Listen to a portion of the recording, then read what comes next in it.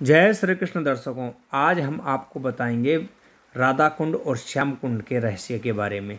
राधा कुंड वृंदावन से 19 किलोमीटर की दूराई पर गोवर्धन परिक्रमा मार्ग में पड़ता है। राधा कुंड यहाँ पे कैसे बना, श्याम कुंड कैसे बना?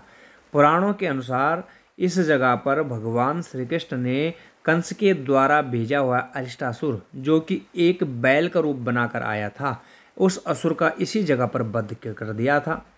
जैसे ही वध किया था, उसके बाद गोपियों ने देखा कि भगवान श्री कृष्ण ने तो एक बैल का वध कर दिया। वह बैल तो वास्तव में नहीं था, वह तो था राक्षस ही। भगवान तो पहचान गए, लेकिन गोपियां नहीं पहचानी और गोपियों ने कह दिया, हरे कृष्ण, आपने तो गो हत्या कर दी है, बैल का वध कर दिया, यानी आप गो हत्यारे हो गए हैं। अब आप गो हत्यारे हो गए, इसलिए आप इसका प्रायश्चित करो, तभी आप इस जगह पर रहो। श्री कृष्ण लीलाधारी थे, उन्होंने सोचा चलो ये भी लीला कर लेते हैं, इस बहाने हमारे कई भक्तों का उद्धार हो जाएगा। श्री कृष्ण ने कहा ठीक है, इसके प्रायश्चित के लिए क्या किया जाए। उसी समय वहाँ नारद मुनि का आह्वान किया तो नारद मुनि आए। नारद मुनि ने बताया कि भगवान, यह तो आप सब कुछ जानते हैं, लेकिन आपका आदेश है तो मैं भी आपको बता देता हूँ। आप संपूर्ण तीर्थों में जाकर के स्नान करो और तब आपका ये प्रायश्चित होगा। भगवान श्री कृष्ण ने कहा ठीक है, मैं इस ब्रज भूमि को छोड़ के नहीं जाऊंगा, इसलिए मैं संपूर्ण तीर्थों का आह्वान करते हूँ। और पृथ्वी पर जितने भी संपूर्ण तीर्थ है सबका आह्वान किया, सब वहाँ पर विराजमान हो गए। भगवान श्री कृष्ण ने अपनी बांसुरी से वहाँ पर गड्ढा खोदा, सभी तीर्थों का जल उसमें विराजमान हो गया। भगवान ने स्नान किया और भगवान ने गोपियों से कहा, राधा से भी कहा कि मैं तो अब गो हत्या से निवृत्त हो गए हूँ, अब आप भी अपना प्रायश्चित करिए। आपने अरिष्टासुर का साथ दिया, अरिष्टासुर के प्रति हमदर्दी दिखाई, जो कि एक दुष्ट और क्रूर राक्षस था, इसलिए आपको प्रायश्चित करना होगा। सभी गोपियों ने राधा जी के चरणों में गई।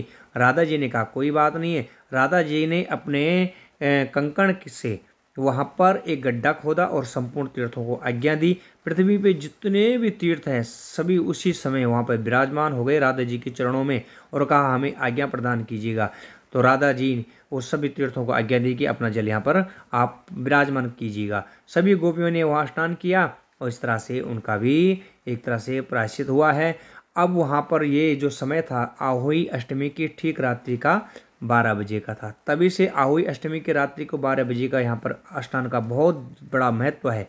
जिसकी कोई संतान नहीं होती है वहाँ रात को 12 बजे यहाँ स्नान करता है और अपना कोई प्रिय फल इस कुंड में छोड़ देता है। जब संतान हो जाती है तो पुनः माथा टेकता है। ये प्रवेश द्वार है युगल संगम घाट का।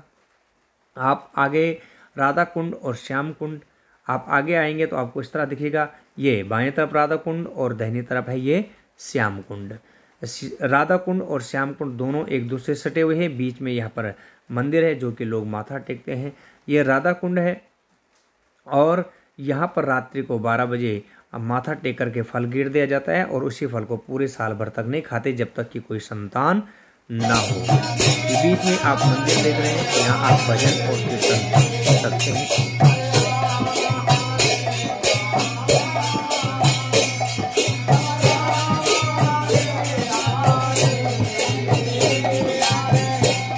कोई कलश यात्रा, कोई जल यात्रा अगर प्रारंभ करते हैं यहाँ से अपने शुभ भागवत के लिए, तो वो इसी स्थान से शुरू करते हैं, जिसके आसपास में भी आपको कोई कठिनाई होती है।